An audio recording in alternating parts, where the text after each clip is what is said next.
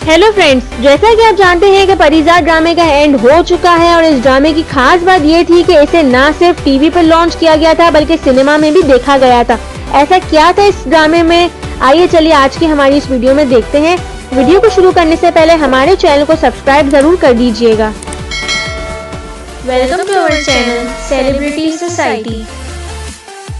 अब last episode जहाँ से स्टार्ट होगा उसमें परिजात का नाम अब अहमद है। स्टूडेंट को बता रहे होंगे कि किसकी क्या पोजीशन है और यहाँ जावेद का नाम लेके वो चुप हो जाएंगे। तो मास्टर जी पूछते हैं कि क्यों भाई, जावेद की क्या पोजीशन है। वहीं पर अहमद मियाँ सस्पेंस क्रिएट करने के बाद कहते हैं कि जावेद ने तो इस जिले में टॉप किया है। फिर ये बात हर जगह वायरल होगी कि ऐसी क्या खास बात है टीचर में कि एक बच्चे को पूरे ज़िले में टॉप करा दिया। और अब इसी सिनेरियो में जब ये बात एनी को पता चलेगी तो वो डेफिनेटली उस टीचर से मिलना चाहेगी और इस बात में इंटरेस्ट लेगी और वो शर्जील को इंसिस्ट करेगी कि वो अहमद टीचर से मिलना चाहती है। और अब वो डेफिनेटली जब परिजात को देखेगी तो हैरान हो जाएगी। लेकिन यहाँ परिजात अपना भरम रखना चाहता है और नहीं चाहता कि एनी को इसके बारे में कुछ भी पता चले कि मैं ही हूँ वो परिजात जो उससे मिलने आया करता था। फिर अहमद शर्जील को साइड पे ले जाके कहेगा कि वो अवार्ड सेरेमनी में कुछ नहीं बोलेगा, लेकिन कहीं ना कहीं शर्जील को भी इस पॉइंट पे इन दोनों के बीच का चक्कर के बारे में शक होने लगेगा।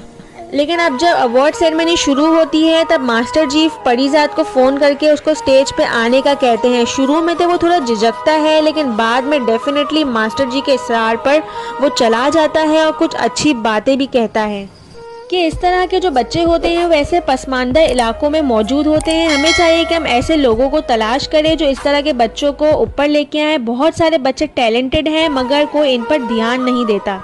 अब वो मेन सीन आता है कि जब एनी इस आवाज़ पे पिघलती है, सुनती है, तो वो बहुत ही इंटरेस्टिंग सीन होता है।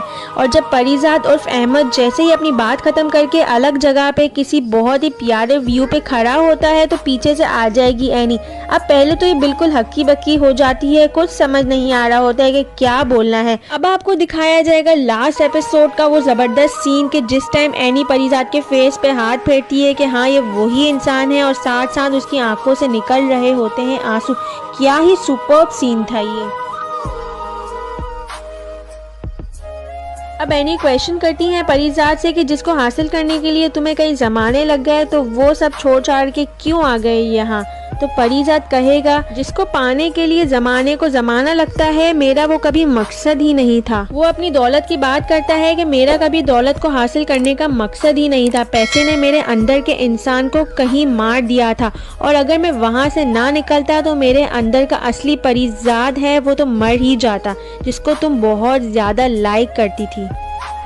फिर एनी पूछती है कि उस वादे का क्या है जो आपने कहा था कि मेरी आंखों के ऑपरेशन के बाद मिलने आओगे। वहीं परिजात कहता है कि मैं नहीं चाहता था कि मैं तुम्हें इस एहसान तले दबाऊं जो मैंने तुम पे किया था।